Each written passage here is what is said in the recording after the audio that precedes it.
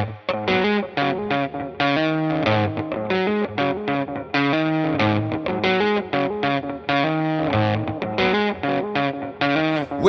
to the Dirty Sports Podcast. I said welcome to the Dirty Sports Podcast with Andy, Ruther, and Joe Prano. Welcome to the Dirty Sports Podcast. Welcome to the Dirty Sports Podcast. I'm your host, Andy Ruther, coming to you live from Cincinnati, Ohio, with my special guest co-host today from Western New York, Tyler Dunne. What is going on, Andy? It's great to be a part of this glorious podcast that, like I told you beforehand, I'm not just BSing you. Every time I listen or watch Dirty Sports, usually on the Substack app, because we're fellow Substackers, I'm like, why am I not watching this all of the time? It's like the perfect blend of sports and commentary and nonsense. You got to sprinkle that in there and just meander and see where the hell things go. So I love you and Joe. I've known Joe for a while. I'm new to the Andy Ruther experience, but you always bring the goods, man. So thank you for having me. Well, thanks, Tyler. Thanks for joining us. And like Tyler said, guys, you can go follow. I know he's got a very massive Substack following at golongtd.com, his Substack, Go Long, also a podcast that he hosts. You are the new age, Tyler. You are the independent journalist, right? That's the new age we live in.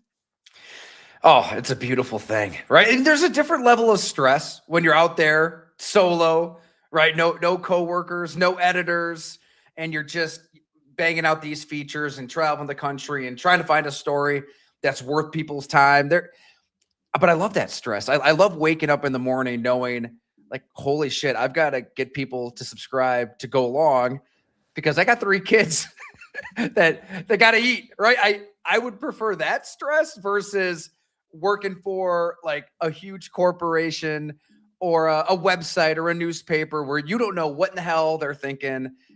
Bleach Report was very good to me. I don't want to just rip Bleach Report, but their vision would kind of change on a dime and you didn't really know who was in charge or what they wanted. So, hey, I'd rather just cover the NFL the way I believe the NFL should be covered, lean into those sources, try to find a story worth people's time and see where it goes.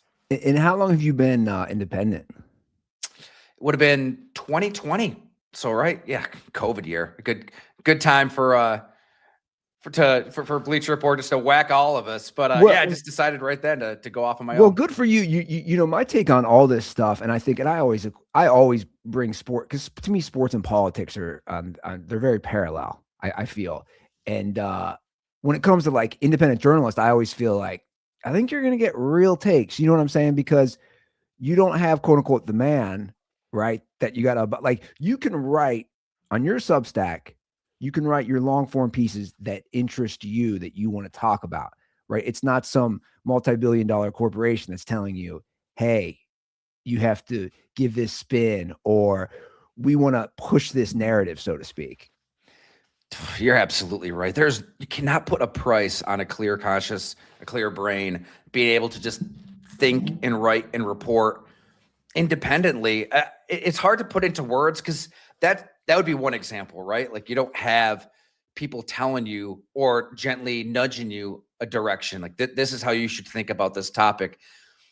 But we're all on social media too. And I notice it, like, it's become so siloed off. And I think a lot of beat writers and TV reporters and people who are around these football teams, they feel that natural magnetic pull to pander, to kiss ass, to try to get those masses on your side, because nobody wants to get ratioed. Like, nobody wants to write or say something that could get them canceled or get a boss angry at you. And if you're independent and you're just kind of parachuting into these different markets and you're just seeking the truth, the good, the bad, the ugly, and there's a lot of all the above in the NFL, you don't give a damn about any of that. And I think once you kind of throw yourself into that deep end and stop caring about backlash or what people think or what people will say, it's liberating, right? Yeah. Like, bring it to management if you're upset. Oh, wait a minute. Like we're running the whole show here. So you can read it, you can subscribe or not. Yeah, no, exactly. And you couldn't be more spot on. And I think that's great. And I think that's why like I struggle here in Cincinnati where like I know for a fact the local beat writers, they're not really you know this, they're not really gonna say how they feel about the Brown family and the Bengals ownership or whatever. It's like because they'll take away their press credentials. Right. And so it's like that's why I always take everything with like a grain of salt when I read, I subscribe to The Athletic. But it's like when I read some of the stuff from there, or again, like the local Cincinnati Enquirer, I'm like, okay, like like you're not full, like, which by the way, I'm not knocking those guys, like that's their job, but let's be honest about the situation, right? I mean, there are some really good beat writers out there. I definitely don't want to act like I'm, on a bully pulpit just talking smack about everybody because I'm friends with a lot of these people. I'm good friends with Paul Dater Jr. I think he does a really good job. He's plugged in. There are some unbelievable writers, beat writers, feature writers all over the country. Sure. But yeah, I think that there definitely are many. Maybe this is us being just old middle-aged men too, right? Like we both got kids and you've got a much better head of hair than me. But I just feel like the older I get, I see, those in their 20s, and it's just there's this natural inclination to want to make people happy on social media and maybe steer your coverage that direction versus being objective, versus looking at that other side of a situation, using that other part of your brain, because it is easier to sort of join the mob and lead the mob and be part of the consensus opinion. Yeah, no, I definitely agree. Now did you tell me on text? Because Prano obviously connected us. Were you at the Super Bowl for 8 days? Were you in San Francisco area for 8 days? Yes, I was. So you hate your family. You hate your kids. Well, you know what? It was definitely a negotiation ahead of time. I'm like, all right, honey, I won't go to the combine this year. So give me your kids' ages again. Our daughter is 6.5. Okay. Son 4.5, and our youngest son Rocco is 8 months. So yes, I mean, it is like madness what I'm saying, every bro. day. Like kudos to you. Right. If I said I'm gone for 8 days, the look I would get would be like, the fuck you are. There was a few of those looks as I kind of look to see if my wife is going to storm through the office door here. No, we've got a great relationship through that. She's, stay-at-home mom, able to take care of the kids. It's an absolute partnership. I'm not just saying it, right? Like, because she's never going to listen to this. But it really is a partnership. Like, we are on the same page with all of this. So yeah, it was 8 days. It was a ton. It was a grind. I think there's a value to the networking and all of that, but there was a point, I think it was maybe, God, it might have been Wednesday or Thursday morning. There was a Starbucks because it's on the West Coast and I'm still on East Coast time. So I'm getting up at like 3:30 a.m., ready to write, ready to work before media availabilities. And so I found a Starbucks a couple blocks away that I'd walk to, through San Francisco. And there are nice parts of San Francisco. I probably didn't explore the redwoods like I should have and, ventured out. But there was a point, it was like 4 a.m. Saw some dude on the sidewalk just dropped trow, bare ass naked, and just started pissing all over a storefront right in front of me. I just walked right by. It was like a nice, fairly busy road, even though it was early in the morning. And at that moment, I thought, maybe you should be home changing a diaper or two, Ty. Like, is this worth it? I would rather look at my 8-month-old's bare ass than this homeless person's bare ass. If I were to pick one or the other.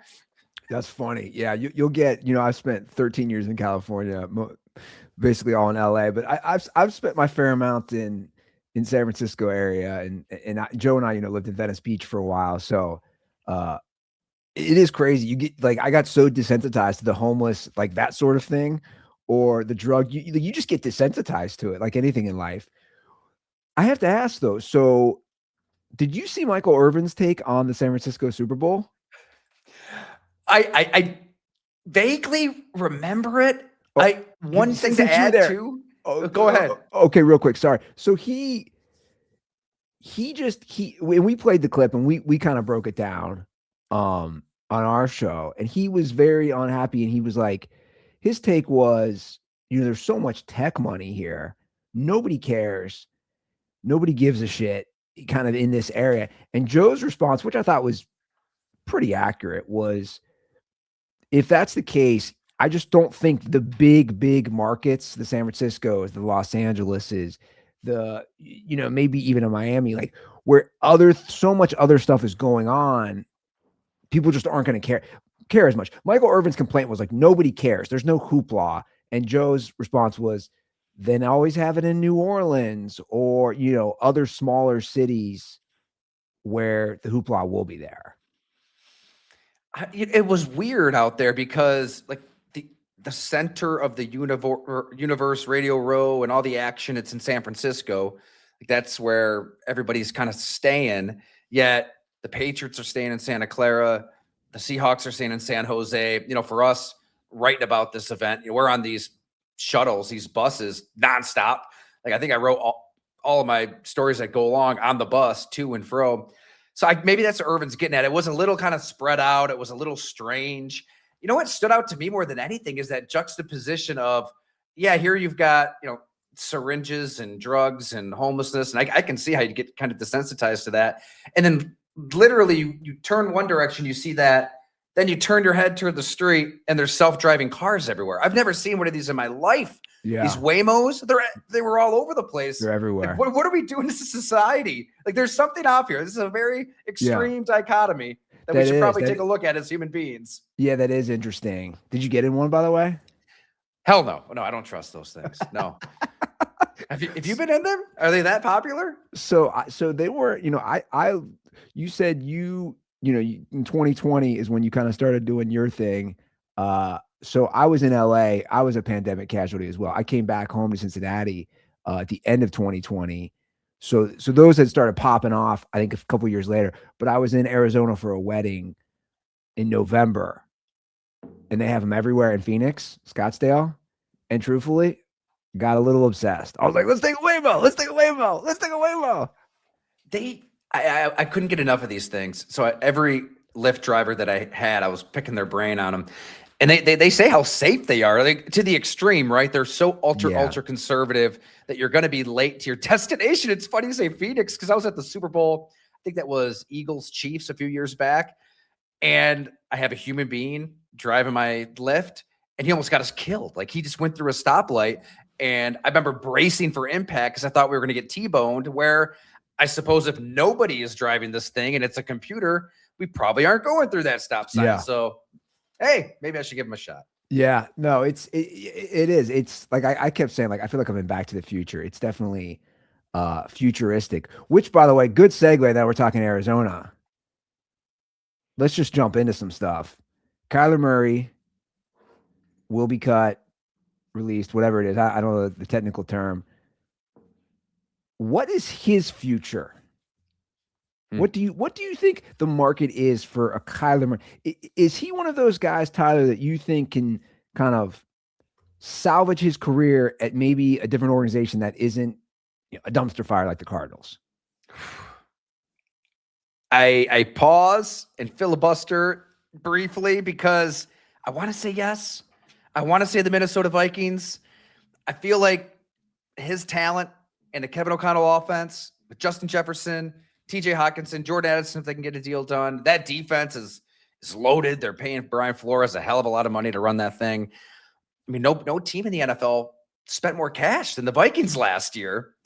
And I was actually talking to Harrison Smith and Blake Cashman about Sam Darnold, and boy, they miss him like hell for a story during Super Bowl week. And even they were kind of gently pointing out, the plans are a little confused. Like, yes, we're spending a lot of money and we're going for it. But JJ McCarthy, who we love, and there's a lot to like there, is basically a rookie. And you don't know what you have quite yet. So, yeah, I think they have to do something. You can't count on Mr. 9. By the way, did you see the meme of the Ayatollah on him in the locker room? Bro. Oh, my God. It's funny you said, like, I saw it, and of course I was sharing it with buddies. I'm obsessed. I'm obsessed with the JJ McCarthy meme. You know it's gotten the I Ayatollah, the most evil person on the face of the earth, is being mocked at your. Oh my God! So, But yeah, I Kyler think that's Murray. it. By the way, I think that's a new trend. So I noticed here in Cincinnati, the big thing with like local angry Bengals fans was they Photoshop Taylor over Bin Laden, Zach Taylor.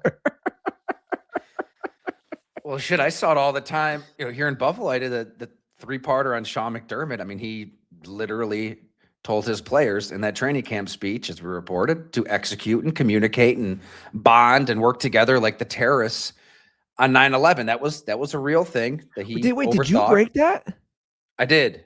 That was you. So yeah, those memes tend to pop up from time to time as well.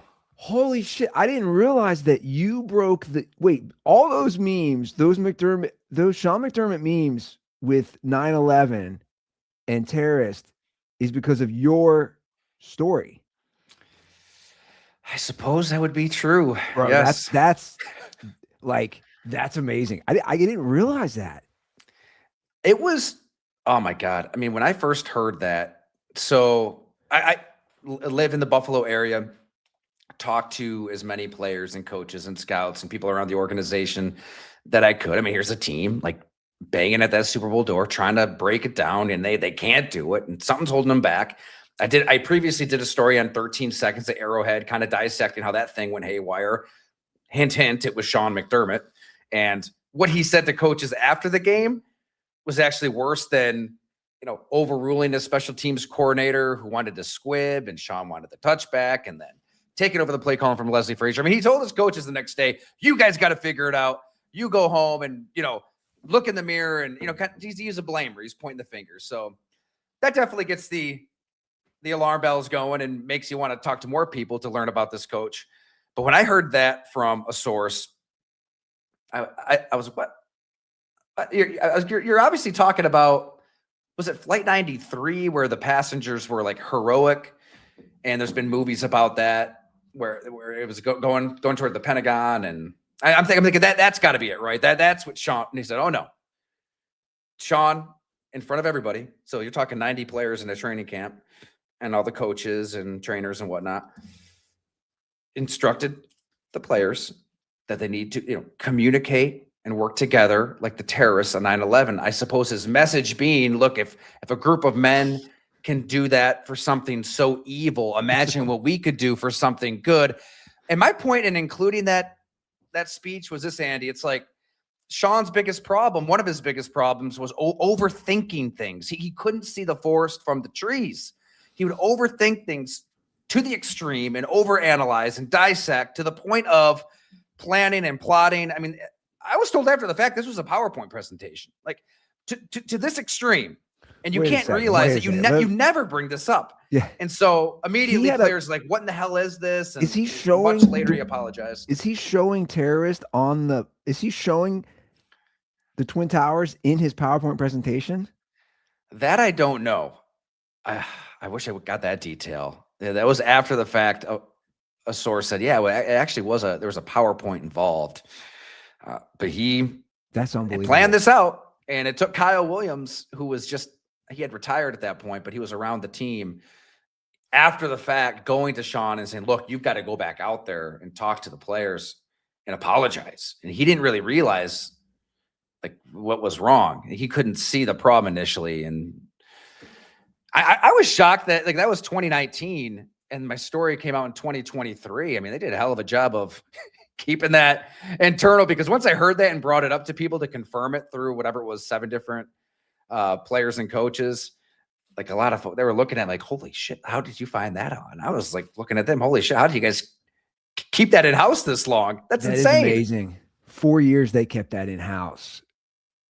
Now, you're up in that area, so obviously you're covering. Are you covering the Bills a lot, or are you doing a lot of stories on the Bills? I assume. Definitely, yeah. I do the whole NFL. Sure. Try to follow a compass of, what's a story worth people's time. Like what's going to make them want to bust out the credit card, punch in those digits, read something different than the mainstream that's out there. but I live here. I've covered the Bills daily at the Buffalo News in the past, just like I covered the Packers daily at the Milwaukee Journal-Sentinel before. So I definitely kind of gravitate toward those two teams while doing the whole NFL, if that makes any sense. So for sure. So let me ask you this then. What is your take as someone who's obviously is tuned in way more than I am versus just what I see nationally? What is your take on the future of the Bills, on how obviously they fired McDermott and they're pivoting, and it's kind of like, oh, we're gonna go with Josh Allen's guy. Like, I mean, is this good, Tyler? Is this bad? Yeah. Is there optimism? I just, again, as an outsider, as a guy I'm a huge Josh Allen guy, for the record. I think a lot of people are. I mean, he's a great quarterback, but I'm also like, offense really wasn't the issue, right? Ever in these playoffs. Like that's, again, me as just a guy who watches the games. I'm kind of left head scratched, scratching my head. I mean. And I wish I had this statistic at the tip of my tongue. So that's why I'm kind of distracted here. All right. So there's everything that we see on the field, which is enough, in my opinion, to fire Sean McDermott. I mean, you go through history, only 3 head coaches, and it's really 2, 3 head coaches have won a Super Bowl with their first team in year 9 with that team or beyond. Bill Cowher, we know the Steelers don't fire anybody, and Tom Landry, who was, with Dallas forever. And you could throw Hank Stram in there, but he at least won an AFL title before the merger. So it's like, but most teams move on. You move on from the Marvin Lewis's eventually. I mean, these guys mostly just don't get it done. If you're not going to get it done early, you're never going to get it done. I mean, Bart Starr was a coach, Wayne Fonts, Marty Schottenheimer is the name that always comes up. The list is long. And then, I mean, I think it ran its course. You can just use that fact and figure and say, okay, it was time. But there's also the fact that he's a defensive coach. This is his alleged area of expertise. That's why he was hired. And they've lost 8 playoff games. The 6 most recent playoff losses, including the one to your beloved Cincinnati Bengals. I say that facetiously. I know you're not a diehard. They've had 52 non-kneel down drives in those 6 playoff losses. All right. They've allowed 25 touchdowns, 13 field goals, forced only 12 punts. There's 1 missed field goal in there. They've created a grand total of 3 turnovers, and they've allowed 199 points in total those 6 games. That's 3.83 points per non-kneel down drive, which is more than the 2007 Patriots scored with Brady and Moss and Welker and Stallworth and all those guys. So, I mean, this is your area of expertise, and you can't stop a nosebleed. So that's what we see. Yeah. I mean, those are, wow. Those are wild stats. I mean, they're not just giving up points. They're not just giving up points on drives. They're getting decimated every playoff game. And throw Bo Nix in there. I get it. Josh Allen had some bonkers plays, turned the ball over. But Josh Allen still had you with a lead in the 4th quarter, a few minutes to go. It's 3rd and long. Sean McDermott looks like he's finally going to send the pressure. Like, everybody's at the line of scrimmage. I think like 7 bodies were there. And I'm sitting at home thinking, holy shit, he's going to do it. Like, this passive bend but don't break coach is going to go for broke. This is awesome. Good for him. And then, a horde of those bodies back off. Bo Nix has time. He finds Cortland Sutton. A few plays later, I believe it was Trey White who gets hurt, and Dane Jackson, the backup, comes in. Sean Payton, Bo Nix know exactly where to go. Touchdown. Which, oh, by the way, earlier in the game, a safety for the Bills gets hurt. A backup comes in, Darnell Savage, who's just picked up off the street, and the Broncos went right after him. So you think a defensive coach would have learned from that. And I think eventually Terry Pagula, the owner, kind of wised up and said, enough is enough. I mean, my quarterback is in tears at his press conference. This dejection, something needs to change. And honestly, it should have changed after 13 seconds. The Bills right then should have gone full, like, Chicago Bulls, Doug Collins to Phil Jackson. The calculus changes. It's not about Sean McDermott. It's not about ending the drought, which took Andy Dalton and Tyler Boyd against Baltimore to end that drought. Sean couldn't get out of that mindset. He really thought that the team ran through him, and it did for a while. But when you've got this freak show of a quarterback, the calculus should change. You should realize it flows through him. He could never get there. And they just waited too long to do that. It was long past due, but eventually they did. Well, I think obviously that was the right move. The stat you had is great, and I think we actually talked about that. But also the other stat I'm sure you're aware of is no QB and coach have ever won a Super Bowl after their first 5 years together. So basically, right? So if you have to either get rid of the coach or the QB, and that was always my knock on McDermott. And also the truth was that was always my knock on the Ravens. I was going, you got to get either rid of Harbaugh or Lamar. They've been there post 5 years. Again, that those are stats that I think are great ones, that there's a reason they exist. But I have to ask about Joe Brady. Again, the offense has never been the issue for Buffalo. What do you make of them going with an offensive-minded head coach? So I sat down with Brandon Beane, Pete Goelli, the business czar of everything there, and to break down this whole head coach process. Because I think, like everybody, when I saw that Joe Brady got his interview right out of the chute, it's kind of crazy. Like, we all know that what happened with the press conference heard around the world with Terry Pagula and Brandon Beane when Sean was fired. Terry brings up Keon Coleman, and it's all over the headlines, like blows up. Like right after that, they interviewed Joe Brady. He's the first one. He's in-house. He's there. I saw that. I'm thinking, okay, this is the token in-house candidate interview. Obviously, they're going to think outside the building. They interviewed 9 total. I mean, everyone from a Grant Udinsky, 30-year-old OC with Jacksonville, who is brilliant. Beane said this guy is unbelievably smart. Anthony Weaver had a great interview as well. They really think he'll be a future head coach one day. Anthony Lynn, who almost got the job way back when they hired McDermott, he was there. Brian Dable, who was a father figure for Josh Allen. I think that was the leader in the clubhouse.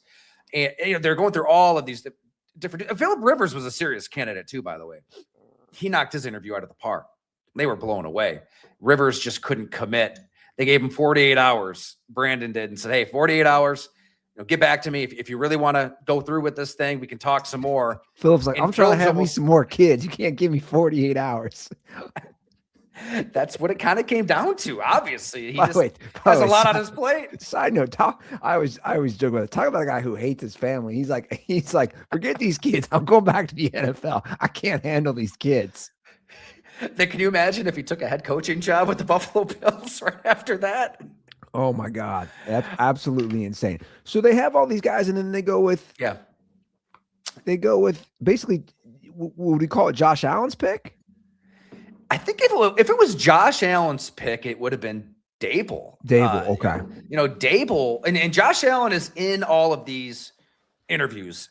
The Bills caught a lot of criticism for that, and it's a balance. You don't want to go full Aaron Rodgers, Green Bay Packers, and Rodgers wanted Brian Gutekunst fired once upon a time. Like he wanted him gone when he held the team hostage for a few months, and then lit the team up at that airing of grievances press conference. And guys like myself are ripping Rodgers like, hey, players play, GM's GM, coaches coach. There's this separation of powers for a reason. But when you look closely at the Bills situation, you really see why Josh Allen has to be in those interviews, because he's not like Rodgers. You'll never see Josh Allen criticize a teammate, for better or worse, for a drop, for a mistake. There's no emotion. He's never embarrassing anybody publicly, privately. It's why guys love him. I mean, he really is one of the guys. I've been told repeatedly, he's just a big kid making dick jokes who wants to run through your face. That's who Josh Allen has always been. He's the son of a farmer, Fireball, California, no offers, came from nothing. He's just doing it for the love of the game. Guys love him. But with that, he's not the type, through all these playoff losses, to ball up a fist, go into Terry Pagula's office or Brandon Beane's office or Sean McDermott's office, anybody, and demand that something change. It's just not in his makeup. So I think this was the Bills' way to kind of force Josh Allen into that role where, hey, we need you. We need your voice. This franchise operates through you now that Sean is gone. And we want your input on this. So that doesn't mean he makes he doesn't have the say, but he has a say. I think that Dable was like a dad to him here. I mean, he could love him up. He could scream in his ear hole on the sideline. They hung out off the field all the time. It was a very, very close relationship. And I think that when Dable left to the Giants, he liked Joe Brady a lot, Josh, and they were close, but he didn't allow himself to get too close to Joe Brady because he lost Dable. Like, he was worried, okay, well, obviously Joe Brady's going to become a coordinator and then he's going to become a head coach and I'm going to lose him. So I'm going to keep him at arm's length here. But their personalities were so matched up, so aligned. They see the game the same way. They're closer in age that naturally they developed this relationship, this friendship. And when you really see that, Josh Allen and Sean McDermott, their personalities are polar opposite. And I think they got along okay, but they weren't close. There's a reason you'd never see them, doing things with the social media team or doing commercials together or really talking much at all until the end, until Sean McDermott tried to force it with the Snow Angels on live TV and, did his own little media tour talking about the relationship. It was never real. It was never organic. This one with Joe Brady is, and I think the Bills valued that. So that was kind of like the perfect medium of, all right, we're not bringing back Brian Dable. He did go 20-40-1 with Joe's Giants. It was ugly out there. You can't just overlook that part of it, the last 4 years. And you do see these coordinators. Look at Tampa Bay, right? Like, Liam Cohen was there, and he goes to Jacksonville, turns Jacksonville around. You've got Todd Bowles. You hate to see a coach in your building go somewhere else and win and completely rebuild something with somebody else. So I think that Joe Brady kind of knows what works in the building, what doesn't work in the building. Sean would walk into a room and the energy would kind of get drained out of there. Joe walks into a room and he's all hopped up on, 3 fast twitch energy drinks. They're just polar opposites. Yeah. So yes, it's an in-house coach, but it will be a change. Like, he will change the energy of the Buffalo Bills, I think. Gotcha. No, and that makes sense. With Josh Allen, obviously, everybody who follows the game knows where he's at as far as he's never made it to a Super Bowl, MVP, stud, playoff games. My knock, because I think when you get to this level, I think you do have to be more critical. And my knock on him has always been, again, as a Josh Allen guy, like, he hasn't made, like, sometimes you got to make the play. You know what I'm saying? Like you've seen from Mahomes or Brady or these guys in the past. But it's like, is that just what it is? Like, from your perspective, it's like he's just got to make the drive, even though, and fair point, it's like 13 seconds, not his fault, or some of these games, not his fault. But there is a difference, I always say. And to me, that's my difference of, like, let's just do the modern era where we're at right now of, like, that's why I still have always put, it's like, here's Mahomes in these games. He still finds a way, and everybody below him. There is something to Mahomes where, for the lack of a better term, there is a magic to him. You just know he's going to make the play in the moment. Now, I get it. They didn't make the playoffs this past year. But one of his best friends, I believe his name's Coleman Patterson. I talk to him from time to time. They've known each other. That's what's cool about Patrick Mahomes, by the way. All of his best pals, I mean, they go back to high school. Like, he's not surrounded himself with hanger-ons and some new age entourage. And it's like, no, these are his buddies. They've always been his buddies. And Coleman tells this story where I believe it was after they lost the Super Bowl to Tampa Bay. And it was 31-9, I believe. I think Next Gen Stats had that crazy stat where Patrick Mahomes is running around for 597 yards worth before he either got sacked or threw the ball. Like, he's running for his damn life. He needs offensive linemen. And they're down at Augusta. Like, somehow they get to golf around together on the most prestigious golf course in America.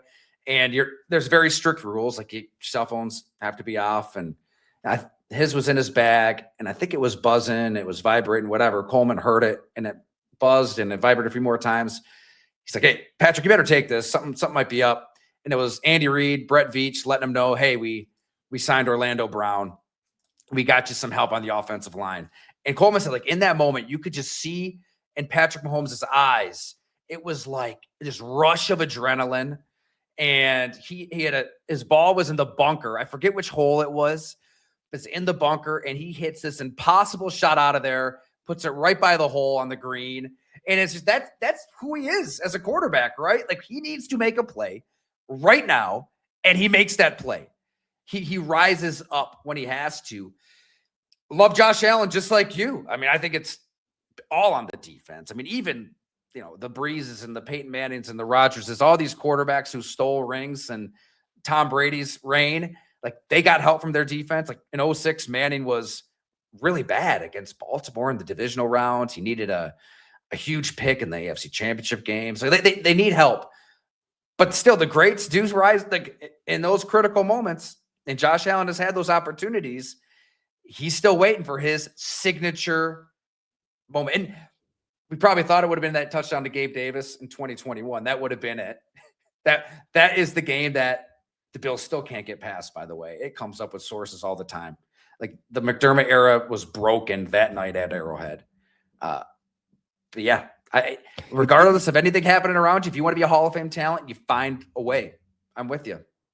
And for the record, and we can play the what if game. I think they for sure win the Super Bowl that year if they get by the Chiefs. Right? Is that the year? Is that the Bengals-Rams Super Bowl? Yeah, it is. I'm thinking of like Von Bell and Mike Hilton and these Bengal players. If they're listening, they're like, "You sons of bitches! No way! We're going into Orchard Park." That defense had its swagger, baby. But they did. Allen was like on an all-time heater at the quarterback position that last month and a half. They did. That Bengals D was playing great, which as people who listen to this show know, that's always my knock again on Burrow. It's not even a knock. It's just it's rebranding history on like these playoff runs where I'm like, and you just brought it up wisely with these other QBs of like where the defense comes in and kind of saves the day. So where are you at? Because I'm curious, and I know this is kind of played out in cliche, but like Joe and I are obsessed with quarterback discussions, and I could truthfully have them all day. In fact, like I have one of my older brothers who I think literally stopped talking to me because we were arguing about Sam Darnold over text, which was hilarious. I was basically saying, look, man, he was playing the what if game if he stays on the Vikings. I'm like, you're out of your mind. We already saw what happened. Like I don't personally sidebar. I don't knock the Vikings because it was like they went 14-3. Like, what do you like? It didn't work. So whatever. But anyway, where do you have these guys? Like your top 5 heading into 2026. Again, it's cliche, but it's like, how are you ranking these guys? Or you can include obviously the players they have around them, the team, the franchise, whatever it is, other circumstances, because those do matter. The ceiling. Who are you looking at as like your guys?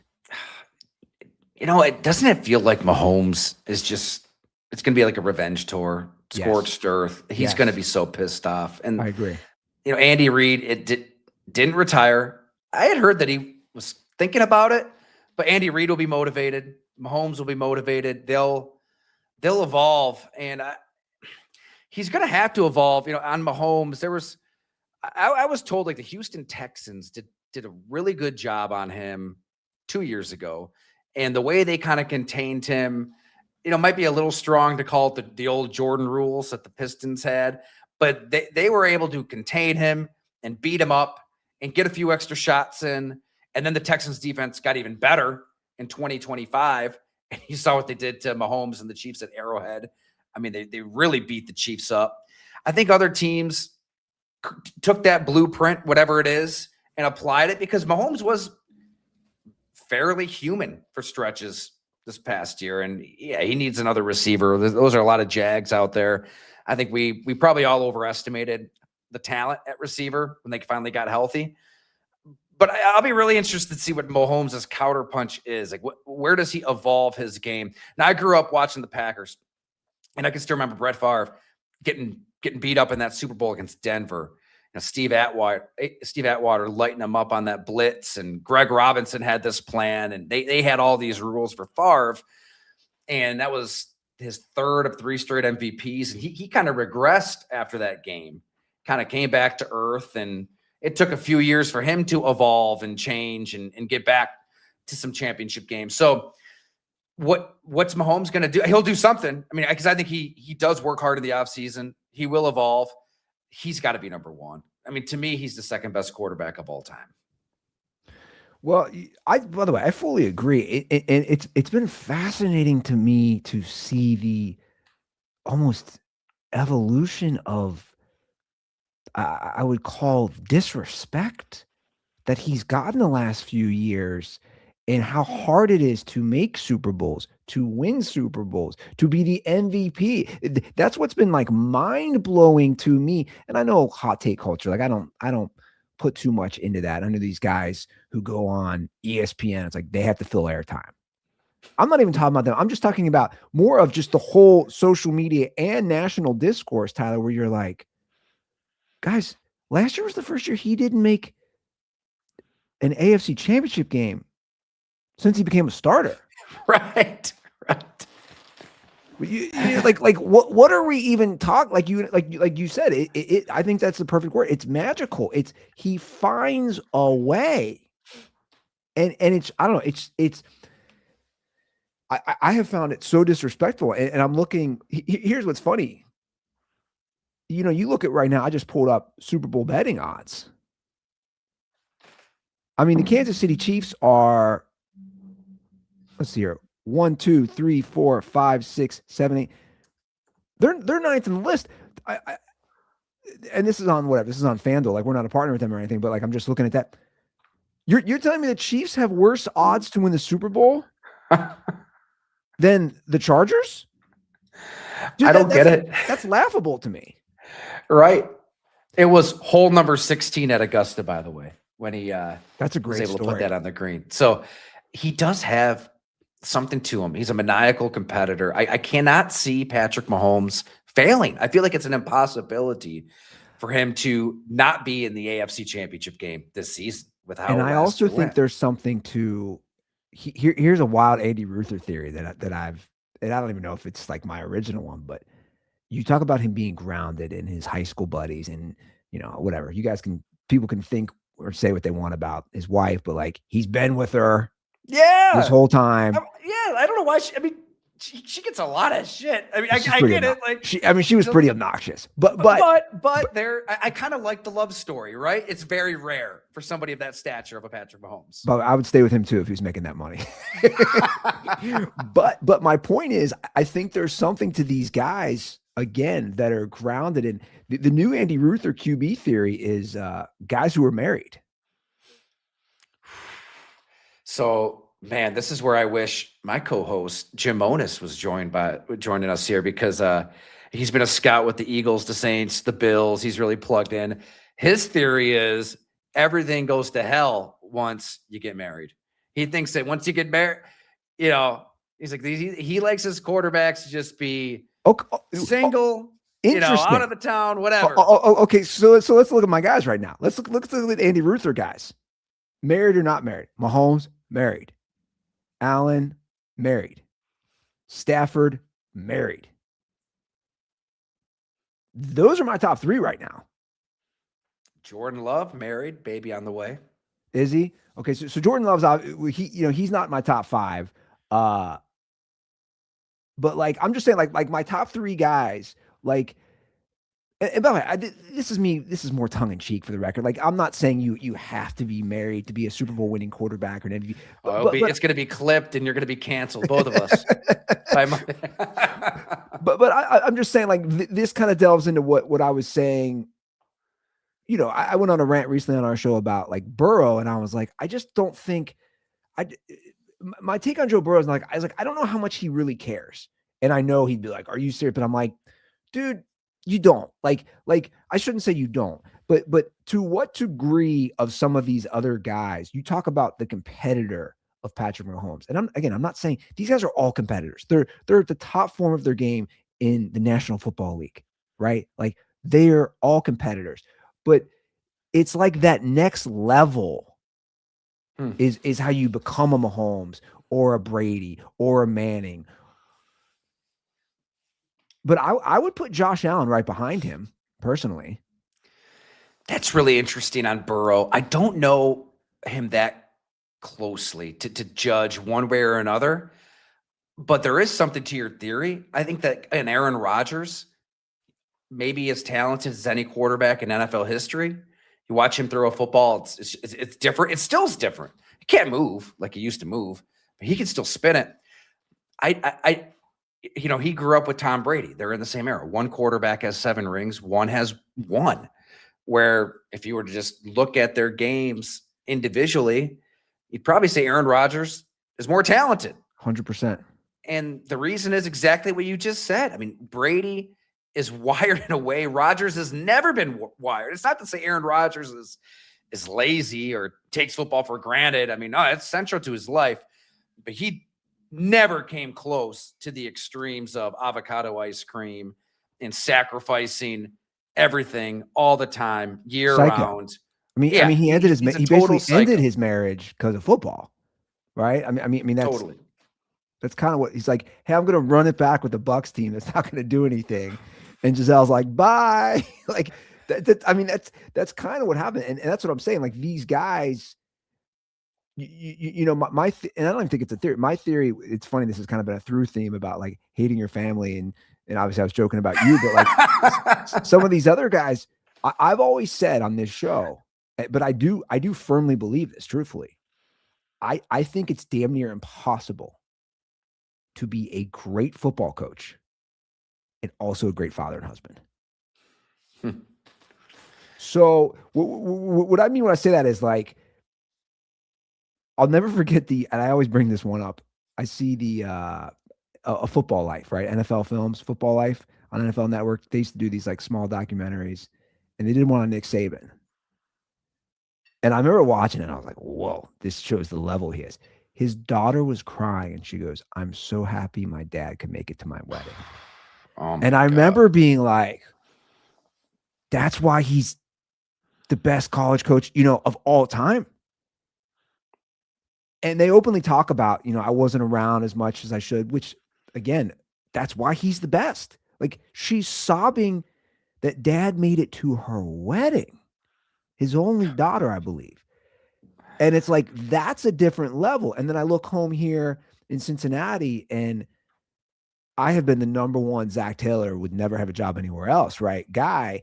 But at the end of the day, I know he's a great guy. Like, I know he's a good human. He shows up. My nephew, I coached my nephew's basketball team for 3 years, and his son was on one of the opposing teams. They're actually going to go to high school together. But like, he's showing up to games. Zach Taylor is a good father. I don't think you'd be a good football coach then. He is a phenomenal human being. I've heard so many great things about Zach Taylor. I mean, so I'm saying, like, he's a good dude, but also I'm going to be critical on you because I just don't think you're a good coach. But again, I think again, this is kind of like, we're talking about a few different things here. But I do think some of that stuff matters in the home life, and you only have so much time in the day, right? I mean, ironically enough, the analogy that sticks with me comes from Zach Taylor's brother, Press Taylor. We were chatting at length down in Jacksonville a couple of years ago about this very topic. And he's like, Tyler, basically, it's like I'm submerged in a submarine at the start of the week. It's Monday morning, you go down and you don't come back up until Friday. And you're just at the office, inside the building, constantly. And I mean, Mike McDonald, didn't he had the quote during Super Bowl week? Yeah, I saw my son for a half hour, and he wasn't trying to be like comical or I think that's the reality of it for a lot of these guys. Joe Brady, during his introductory press conference, told the story of missing the birth of his child. I know. Like he's in Pittsburgh about to coach a football game. That's and look, you're a father of 3. I'm a father of 2, and the truth is, I take digs at like those guys. That as a father, that bothers me because it's like, dude, you're only like. But my analogy is name another profession where you're missing the birth of your kid, unless you're like, let's say overseas at war or doing, you know what I'm saying? Like any other profession is like, that's why it's always funny to me, like, wait, because of a football game? Like, you know what I'm saying? Like a doctor takes time off, or an emergency worker, whatever, it takes time, but like that's why to me it's a different mindset. I want to pivot back to quarterbacks though, real quick. Are you with me? Like, are you putting Allen right there behind Mahomes? Yeah, absolutely. I was like a lot of people early on with Josh Allen. Is this going to work? Like, this is kind of like if we all pounded a few Four Locos original recipe and tried to play football in the backyard. Although I don't know what that would look like, but it was kind of a Four Loco-ish game. Yeah. That original recipe was messed up. Holy Bro. Oh, I want to watch a documentary on that. Like, there's got to be one in the works. But I love this analogy. I love the Josh Allen Four Loco. It was his game. And I didn't think it was going to last. How is this going to last in the NFL? And it did, because Dable and Jordan Palmer in the offseason, Brandon Beane, surrounded him with John Brown, Cole Beasley, Stephon Diggs. Like we said, they should have at least one Super Bowl ring in 2021, but he was able to become more accurate. He worked at it. Now, I think it broke a lot of brains, because then an Anthony Richardson comes along and it's like, oh, he's the best combine ever. Oh, look at Josh Allen. You can improve accuracy. Well, you can improve accuracy if you bust your ass and you're not Anthony Richardson tapping out of football games. And he's immature for so many reasons. I mean, the stories are on Anthony Richardson back in college. It's not a surprise the thing hasn't worked out in the pros. He'll get another shot. I mean, maybe it's Sean McVay. Maybe it's one of these quarterback gurus out there that turn him into something. But that's the key to Josh Allen. He worked at it. He's like we said, he's that Fireball, California farm kid who grinds behind the scenes. And I think that, right there with Mahomes, I'd go Mahomes 1, Allen 2. I probably like Joe Burrow a little more than you, though, Andy. I can't quit him. Talk to me.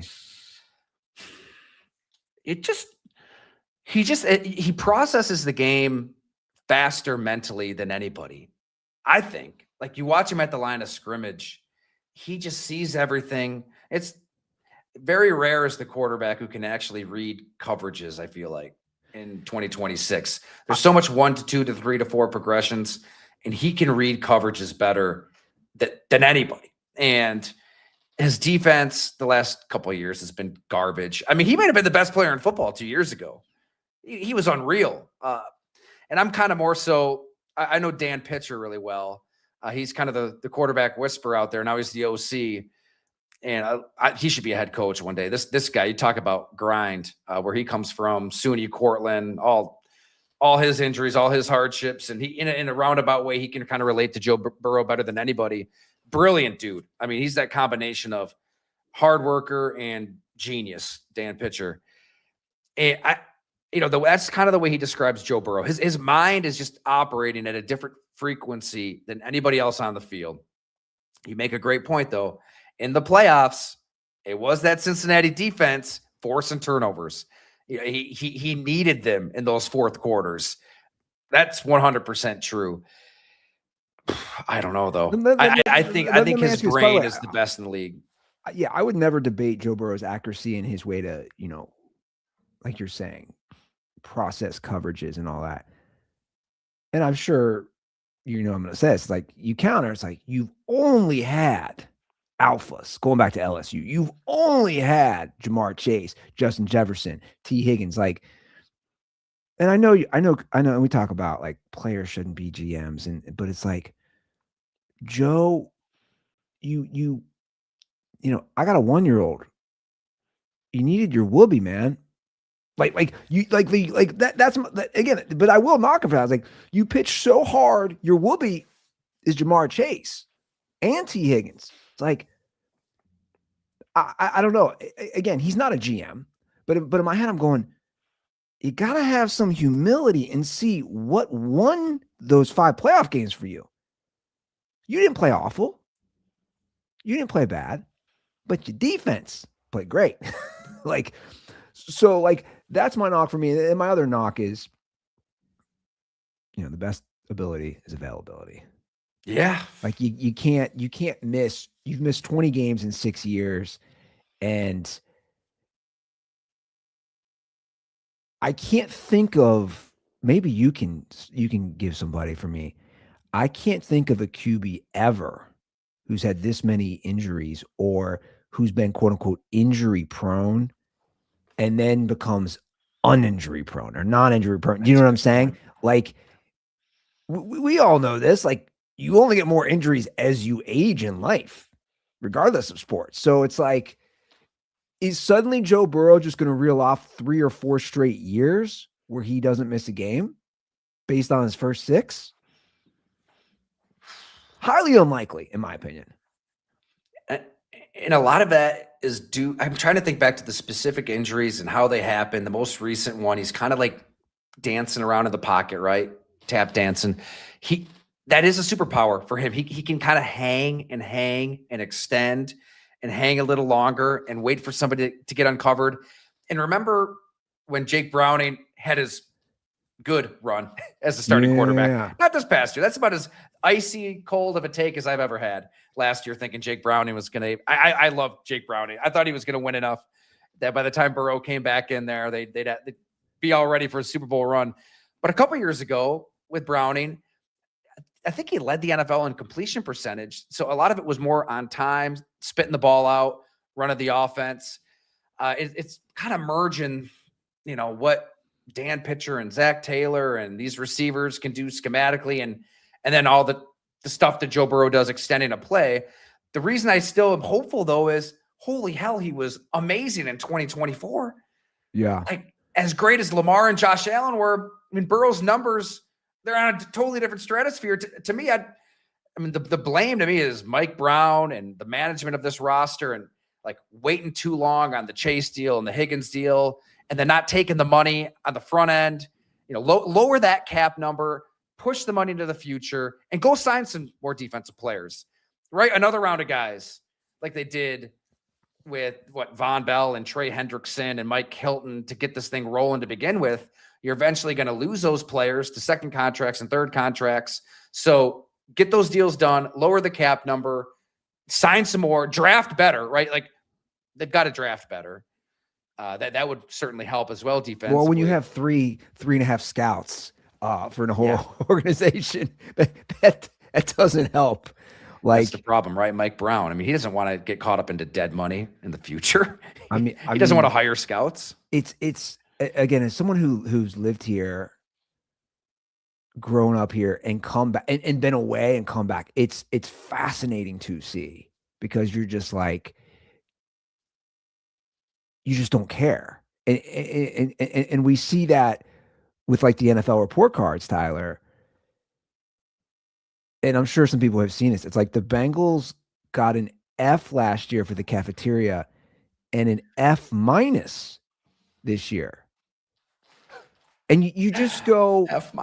You just go, what are you? My buddy last night, we were texting about it. He made a great point. He goes, Andy, if you just catered Chipotle every single day, you're not getting an F-. Like the players would get sick of it, but there's probably slightly enough variety. And he goes, and Brown's so cheap. Imagine all the rewards points he would get, like on the app. Like if you just catered Chipotle every day. And then I said to him, I go, here's just, by the way, this isn't just with Brown. This is with all these players. I go, here's a wild idea though. And I don't know how it will play out for these owners that are cheap or these owners that refuse to give any sort of accommodating facilities or food, whatever it is. Why don't they literally just say, dude, I'm not playing unless you upgrade the food? Like I don't think that's that crazy. Like, can you imagine? I don't know. I'm just imagining Joe Burrow going and saying, look, man, you're willing to pay me this much, $200 whatever million, but you're not going to give us good food? Like, I'm not showing up. And he goes, and all the pay. Cool. Like, I don't, by the way, again, whether it's them or other teams that have bad facilities, I'm like, Has a player ever boycotted because they didn't upgrade the bathrooms? Like, I don't know, but it's just like, it's mind blowing to me when they release this stuff, Tyler. And Joe and I like love this. Like, I'm so glad that ESPN got a hold of it because they said, they weren't going to release it Oh yeah. because it's like, I want to know what you're doing with your money as an owner or what you're not doing. It's the best form of accountability. Yes. Like even it's tax season, right? I think we'd all be okay paying all of these insane taxes, right? Like I created a company with Go Long and there goes 30, 35, 40% of it to some, not to get all political. It's not really political. Like you guys didn't take that chance, but I feel better about knowing where my money goes. If you literally sent me back a report and said, yes, like, here is where your taxes are going. Like Route 219 that isn't extended in Western New York. It just it goes from 4-lane to 2-lane. My Uncle Scott, who I never met, my dad's brother, he died on 219. We all know somebody that died on it. It's so dangerous. If you told me that you're going to use some of my money to fix, great. That's what they do in the Norwegian countries, right? Like they pay insane taxes, but I think the locals are okay with it because they kind of know where their money's going. It's a great point. So I think NFL fans, locals that are paying for your stadiums and paying for your upgrades and filling your 60, 70,000 seats cathedrals, they have a right to know if you're good at your job or if you're shit. So I get such a kick out of Woody Johnson trying to kibosh this thing. It's like, man, your players are talking after losses and they're held accountable. The head coach is held accountable. Even the GMs, they talk from time to time. But you owners, you've got to, you can go 3, 4, 5, 6 years without ever talking to the press. It's the height of cowardice. So I love that Kalen Kaner got it for ESPN, and we can see what these players really think. I mean, you're right, though. That's such a good point. Like, what are they feeding those players in Cincinnati? Is it like Billy Madison? Like, here's your sloppy Joe and just throwing it on the tray? It must be. Like, how bad is it to get an F-? And again, the business that you own, the most important thing is keeping your employees, in this case, professional athletes, in good health. Yeah. Having the energy, having the nutrients, whatever it is. I just thought of something when you were talking about that and accountability. And again, I couldn't agree more. I guess the equivalent, Tyler, would be like if only businesses were able to see the Yelp reviews or the Google reviews, right? If the public couldn't see that local restaurant, you couldn't see the reviews. That's what the NFL owners want. Only the owners of that restaurant can see how people feel about their food, their service, their cleanliness, whatever it is. That's literally what they're trying to push. And I think people should know that the Steelers are 32 out of 32. And that, again, classic, like the Bengals family, it's like long family ownership. They don't care. The fans should know. Like for me as a fan, that stuff matters. I want to know which teams' owners care about their players and which teams care about the fans. And your point is spot on as far as funded stadiums like here in Cincinnati from the taxpayers. But here's the thing, though. Joe and I always, laugh about this. We call them cucks for billionaires. It's wild when you go on social media or Reddit and it's like, oh, the millionaire Bengals players are complaining about their food. Oh, how dare they eat those square pizzas that you used to serve in grade school with their little milk carton. Oh, Jamar Chase can't afford to bring his own chef. He's worth, you're just like, you don't understand the concept of millionaire and billionaire. It's next level money. Especially you've got the Eagle right a mile away. That's the best fried chicken I've ever had in my life. Oh, right? You're going with the Eagle, huh? I mean, every time I'm in Cincinnati, I just post up there. Is it? Am I a tourist? No. Kind of voice on the subject. Yeah. No, you're spot on. Like that. I was just like, that is one of the top spots here for fried chicken. Have you eaten at any Jeff Ruby's restaurants? No. Oh man, I gotta expand. Next time you're here, I mean, it's not cheap. That's like that's like the best steak. Reservations aren't easy to get. Like there's a few of them here. But of course everybody here talks about the Cincinnati style chili, which I would love your take on that. Oh, you know what's funny is so back when I was at Bleacher Report, I did a story on Vontez Burfict. It was wild. I mean, when you see where this dude comes from, he opened up on like all the times he could have died as a kid, from what I remember. Like he almost burned his apartment down. I mean, so there's a reason there's a few screws loose there. But I took a little drive-by shot at Skyline Chili in that story. I just referenced it as being overrated and awful. I forget what I said. And I got the dreaded stranger sliding into your Facebook iMessenger from a couple people who were very unhappy that I took a shot at Skyline Chili. So that's hilarious. I didn't know that the locals actually enjoyed it. I thought that would be kind of like touristy. Oh no, we got better chili at this random mom and pop place you've never heard of. I didn't know that the Cincinnati local is diehard Skyline Chili. Get off my lawn. How dare you? They have been. So I actually work for their competitor, Gold Star. And I'm in the social media world for them and content creation for them. And they have like 55 locations. Which by the way, they were the long-term Bengals partner, the official chili of the Bengals from 2000 through that last run. I've said Skyline has cursed it. They're now with Skyline. Team has fallen off since Gold Star went away. There you go. But to my point, and I'll be transparent just because because Gold Star doesn't have just chili. They have a lot of other menu items, but not to get too far off tangent here about Cincinnati chili. It is bizarre to me, Tyler. Again, I think I have good perspective just because I didn't live here my whole life. So like I eat it. Like I eat Skyline, I eat Gold Star, I eat other local chili places here. Again, they call it Cincinnati style chili. Like there's a bunch of different places. But yeah, it is weird to me. Again, you just proved my point. Like as an outsider, you're like, oh, that chicken sandwich from Eagle is great. Like, and it is. People don't like here, they're so brainwashed if somebody says, hey, recommend some good Cincinnati food. They're going to recommend watered down chili. And you're like, yeah, guys, there's a million other spots.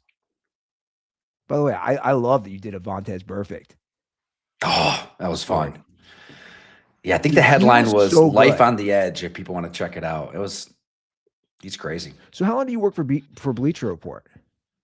So if I were to take it all the way back, graduated at Syracuse in 2010.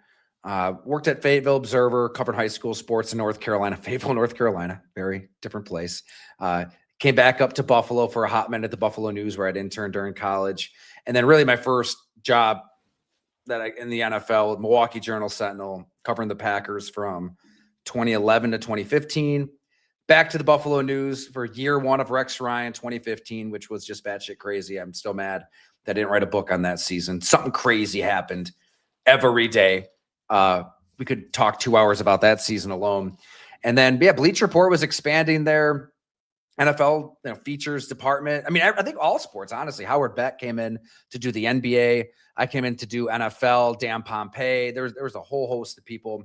And it was awesome, man. Like to raise kind of your national profile and have all the resources in the world to just once I had a story approved, if I had an idea, I brought it to my bosses. It was get on whatever airline you need to, stay in whatever hotel you need to, go out there for days on end, pre-3 kids too, and just write a story or two a month. And it was awesome to do long form and to kind of grow that Rolodex to the point where 4 or 5 years later, we all kind of knew it was going to end. Like we're writing all these big stories, but is it generating revenue for the bottom line of Bleacher Report? Yeah. The corporate people that don't care about journalism eventually said, all right, we're getting rid of all y'all in 2020. And then that's when I broke off. It was perfect timing though, because at that point I was ready to do it. It wasn't just Packers and Bills. I had, sources throughout the NFL.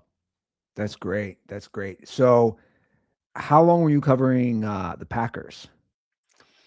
That was like 5 years then, 11, 12, 13, 14, and then like 15 off season. So like 4.5. Do you have any just like interesting or wild Aaron Rodgers stuff? Oh man. You're Yeah. like, where do I start? He's an interesting dude. Yeah. So, me and Aaron used to have a really good relationship. I would do a sit down one-on-one with him each spring. Incredibly smart, obviously. Yeah. You ask a good question, he'll give you a thoughtful answer. It's not autopilot BS, just, filibustering and figuring out a way to get through this and move on with his life. He cared. Turns out he cares deeply what people think about him. And I think that, in a weird way, like that care of what people think about him, it's so big because he doesn't have, family, cut them all off. And, there's been stories written about religion. That's what a lot of other people fall back on. He's kind of all over the place there. But yeah, it was a great relationship. And then when I left the Milwaukee Journal-Sentinel, went to Bleacher Report, the first Aaron Rodgers story I did, it was in 2016. Sorry, I think I had just met my wife. It was, we were 1 or 2 dates in when I dropped this one. And there was probably a few nuggets in there that you might remember where I talked to people close to Aaron. The Packers were struggling at the time. They're 3-5 or 4-6. Rodgers isn't playing well.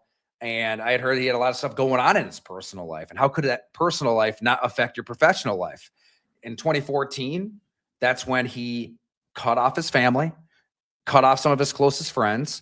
He was with Olivia Munn at the time, so they weren't really sure. Like, is it Olivia? Is it her influence? Is it Aaron? But yeah, they sent Christmas presents back to mom and dad. And so that was one thing.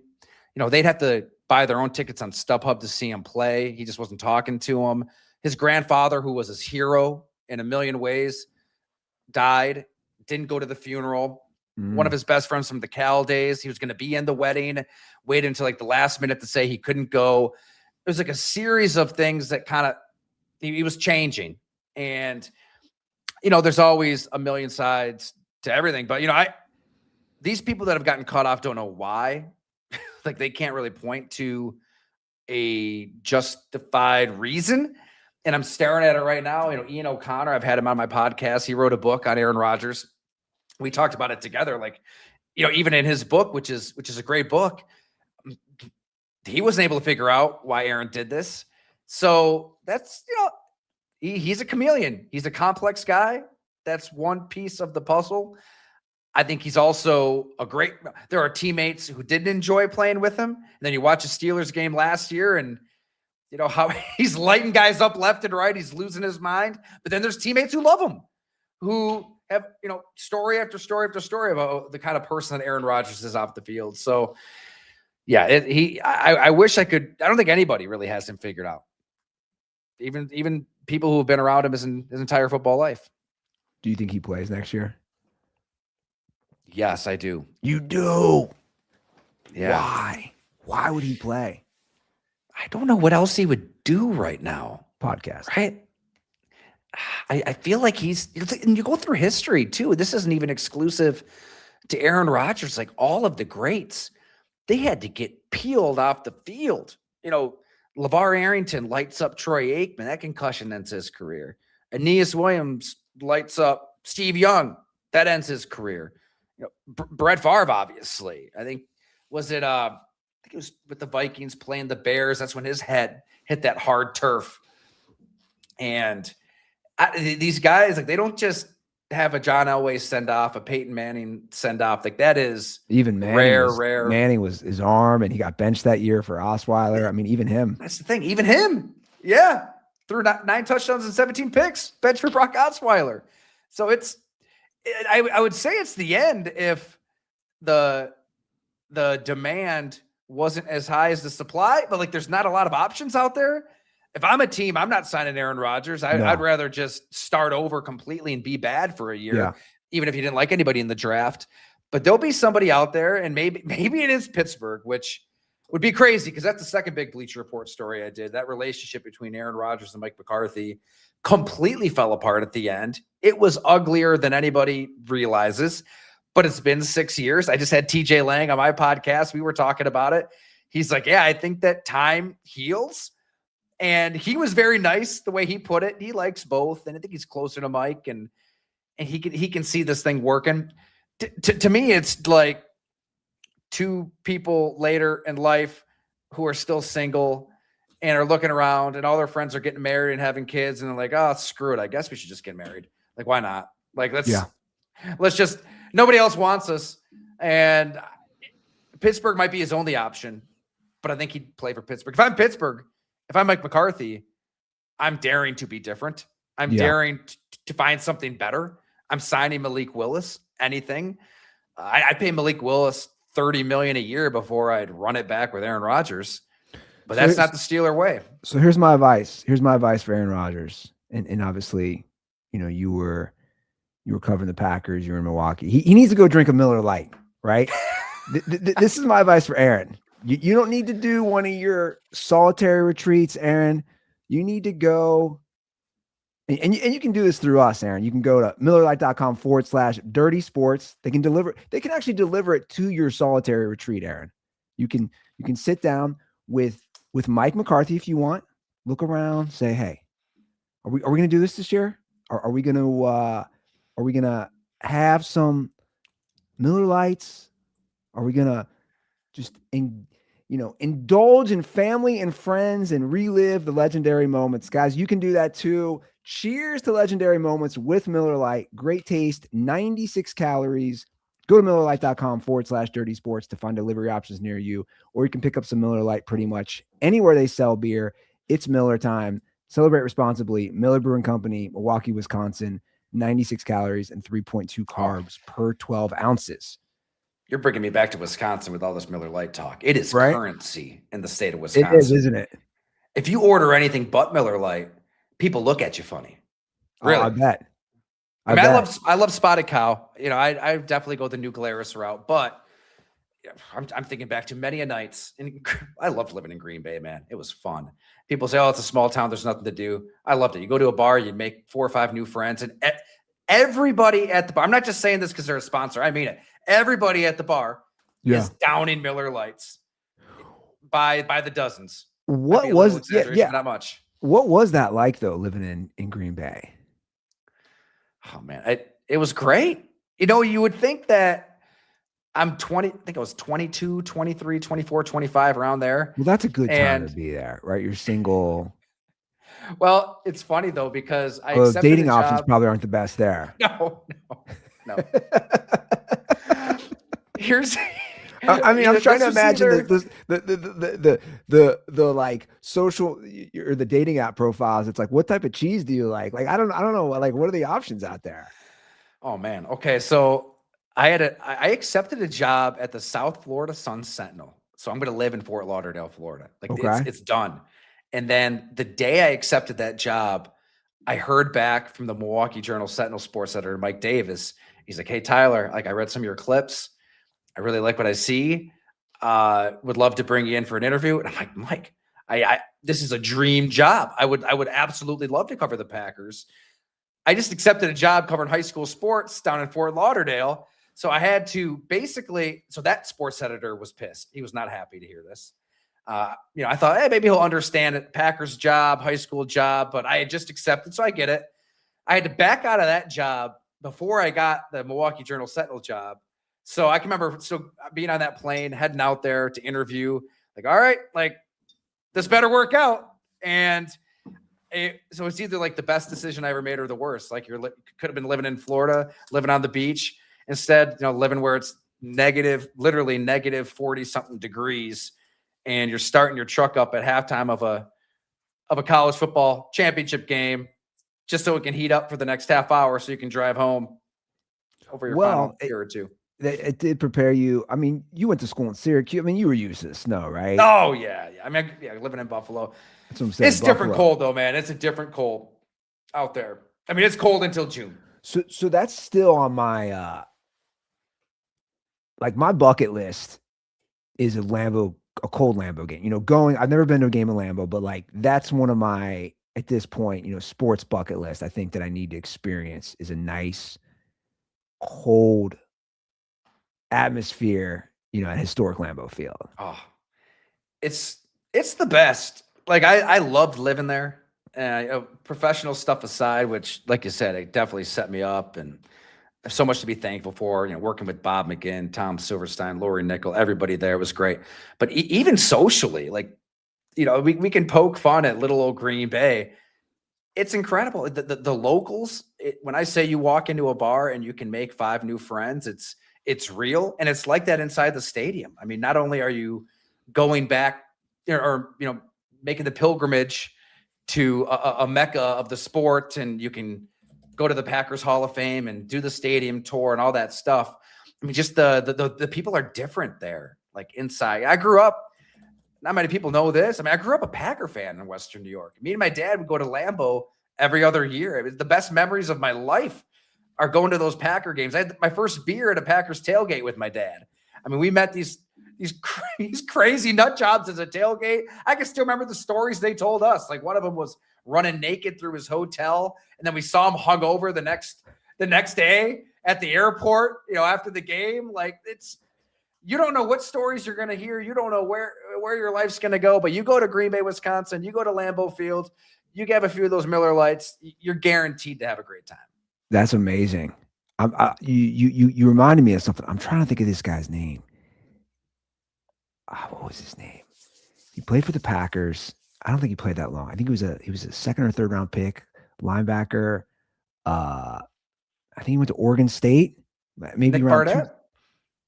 Is it Nick Barnett? He was Oregon State. Yeah. So I'm living in Los Angeles, and I'm working at this hotel, in the restaurant, and Nick's staying there with his family, dude. And he gets, this is, I think it's actually Super Bowl week. They're not playing. Would this be right around like 2009, 2010? 2010, they the regular season, they go to the Super Bowl, right? And they win it that year, which would be 2011 Super Bowl. Yes. So yeah, so this would probably be 2009, the year before. Anyway, right. I don't know why you just reminded me of this. I kind of befriended him. He goes out and he gets absolutely just lit the night before. And he calls down the restaurant for room service, and he's like, "Yo, dude, just hook me up with just a big old spread." And I bring it up, knock on the door, room service, oh, Mr. Barnett, room service. Nobody answers. So like at that point, we have keys. At that point, it's kind of like you can just drop it out, drop it in the room. I open the door. He's like full eagle, like spread out on the couch. Like, I mean, snoring. That's why I was like, I can hear him like snoring. So I just put doesn't even wake up. And like, I think he was in the doghouse, and he came back down later, and he's like, dude, I need a little hair of the dog with some Hennessy. And I was just laughing. I was like, yeah, that's amazing. But I remember him telling me, I'm thinking of it because he was like, dude, I'm in LA. And our hotel was this nice, posh little boutique hotel in Santa Monica. And he's like, dude, I live in Green Bay, bro. Like, I'm let loose way too hard because I'm in LA, right, for the weekend. Just living it up. Because I think it's obviously an adjustment for some of these guys. They're suddenly living in this small town. I mean, that was the advantage kind of built into like Ron. So Ron Wolf takes over as the GM. Okay. Late in 91, 92. That's the Renaissance. I mean, this team has been terrible for most of 3 decades since the Lombardi days. I think like Ron Wolf kind of realized that like our advantage is it's all football. Like there are 0 distractions. Like if you, it's not cliche. Like if you are all about football and you are here to become the best football player you can be, you cannot pick a better place than Green Bay, Wisconsin, because there are no distractions. And TJ was just talking about this the other night too. He's like, it really was like the old high school days. You're with your buddies, like you're hanging out on the weekend, you're having a few beers. You're not going to get pulled this direction or that direction because, hey, I love the Meyer Theater. That's where I fell in love with Trampled by Turtles. There's some nice shows down there. I think the Avett brothers came to the Rest Center one year, but by and large, you're not going to be tempted by any demons of any sort in Green Bay, Wisconsin, if you're a red-blooded American 25-year-old football player. It is about the football. And I think that absolutely is a major reason why they have the most wins of any team in the NFL this side of the New England Patriots since 92.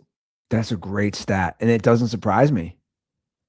Yeah. I mean, Brett Favre, Aaron Rodgers, and now Jordan Love, that helps, right? You're going one quarterback to the next, but all of this plays into it. What's the future, though? Let me ask you, what's the future with Jordan Love, with this team? You know, I have so wanted to just hop on this Jordan Love train. And I'm not saying I'm off it, but I'm also like, obviously he's battled some injuries, inconsistencies. I think talent-wise, very high ceiling. I think most people would agree, but it's like,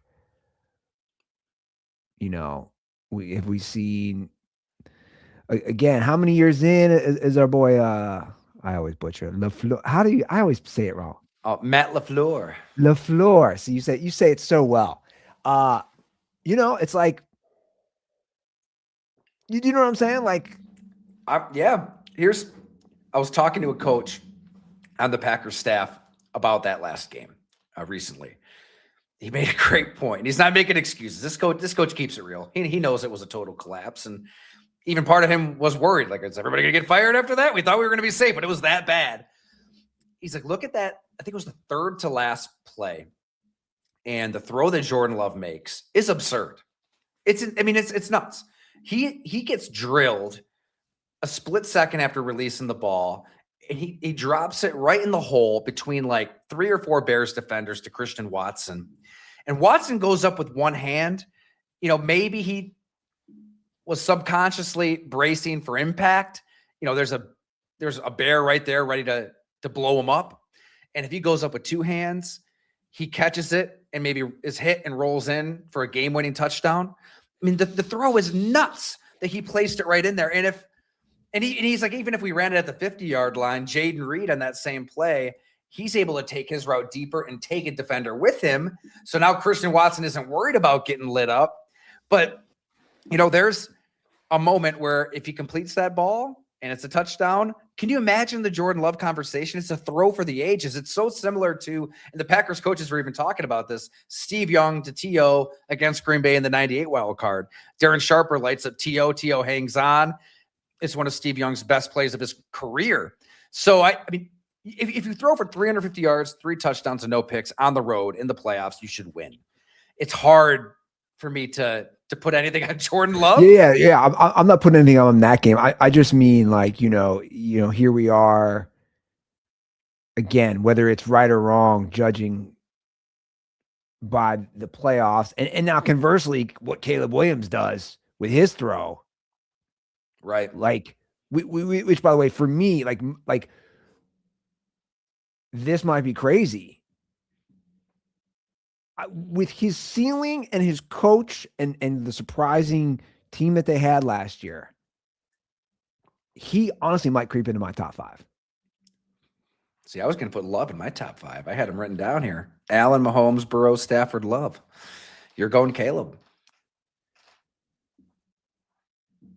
I think just because and this might be on potential. I find it interesting. Neither of us have Lamar Jackson. Yeah, you're right. By the way, that would be my only replacement. I would still have Burrow in my top 5. The only difference you and I have would be Jordan Love and Caleb Williams. I think personally, Lamar. I think we've hit, dare I say it, based on the history of these running quarterbacks. I know people don't want to hear it, but it's the truth. The hits they take. Are we about to hit the Cam Newton era? Man, I feel like Lamar, unlike Cam, does such a good job of avoiding kill shots. That's true. And, you know, he can slide, and he's very slippery and slithery. Yet he is getting hurt. I mean, these injuries are adding up. So there is something to it. But I'm trying to think back to the specific injuries. I think most, if not all of them, might have been in the pocket, or he's a passer more than a runner. So I want to say no. I think that Lamar Jackson still has a window here. I think Jesse Minter being similar to Joe Brady and Josh Allen, you're right. Like they had to get some new blood in there, a younger voice, a younger coach. And I was told Lamar Jackson, that's something he wanted. Like he wanted a younger coach. But I would have gone the other way. I would have kept Harbaugh, truthfully. Really? And got rid of Lamar. Whoa. Yeah. That's what I would have done. Ooh, there's a take. Yeah. Okay. I want to hear why. I think we've seen enough. I think Harbaugh is a proven winner. And by the way, I don't hate them. Like to me, it's like it's a amicable divorce, right? For both parties, Harbaugh and the Ravens. I don't hate them going on with, but if you had a gun to my head and said, Andy, you have to choose one, I'm going to go with Harbaugh. I would say Lamar's playoff failures, his games. I mean, we're talking about teams like that loss to the Chiefs in the AFC Championship, the number 1 ranked defense. You know, it's like, I mean, we talk about defense. I mean, I've been, a little critical here of Burrow, but it's like, you give Joe Burrow the number 1 defense, they're going to the Super Bowl. You give Patrick Mahomes, it's like you give some of these guys the number, so with that being said, I just think, again, playoffs are a different animal.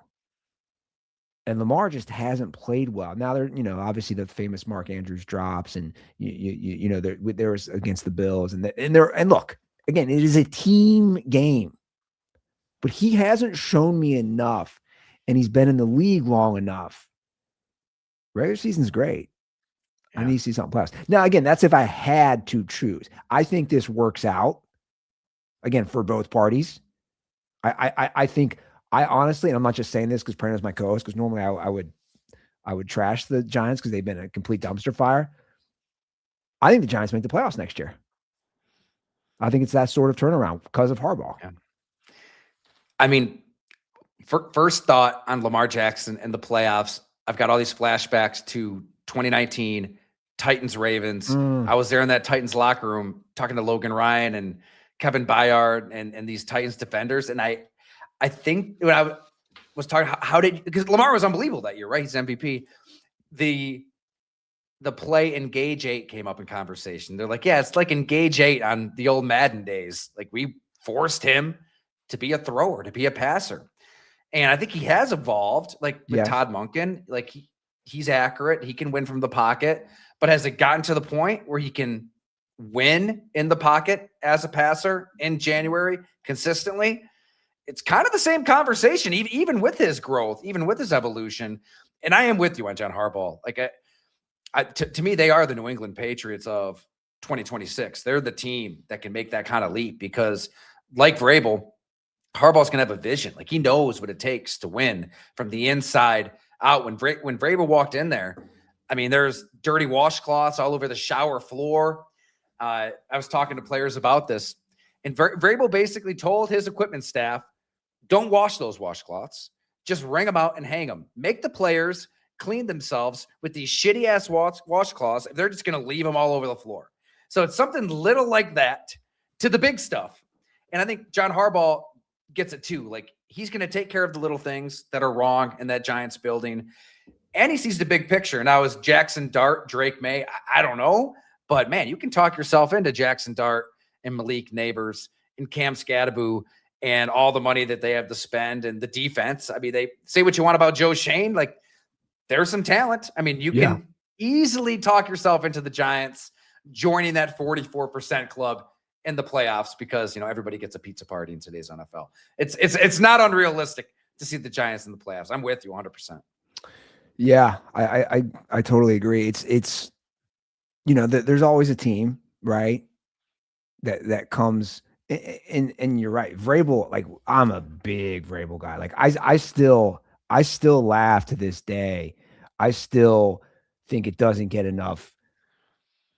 The Titans don't get mocked enough of, like, I know you fired Vrabel and went with the Bengals guy who doesn't even call plays. Like, let's call it what it is. Callahan. Like it's just the guy who took Ryan Tannehill led team. Now, obviously, run first and defense with Derrick Henry, but to an AFC Championship game. Correct me if I'm wrong. Were they beating the Chiefs at half of that game?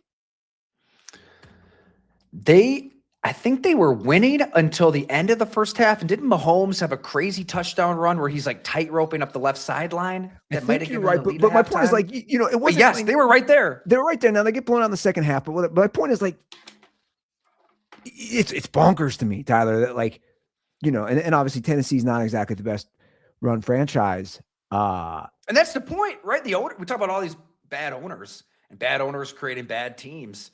The ownership there, not good. And there's Vrabel with the Tennessee Titans at the doorstep of a Super Bowl. It blows your mind that you'd let him leave the building. And now they're looking for the next Mike Vrabel and Robert Saleh. And by the way, I'll be curious how it plays out. I've liked Saleh, but and I don't put too much into like you went to the Jets. You know what I'm saying? Like I don't put too much into whether it's a quarterback or a coach because it's like you can only do so much. That's true. But I mean, Woody Johnson. I mean, what was that story? His son Brick was helping pick players with Madden.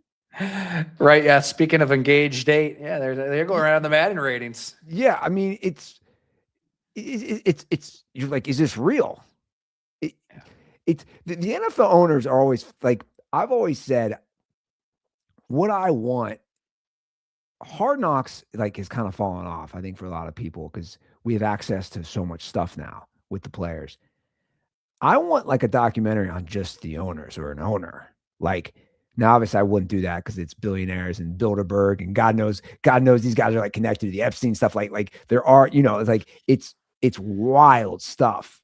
But like that's where I'm most fascinated, and I always laugh because a lot of these guys I know, like here, my joke always is, especially in a place like Cincinnati, it's like these owners who've owned teams forever operate how they do, Tyler, and they haven't still realized in 2026, we all have access to the technology. We all have access to information. So like the way you operate, it don't work anymore.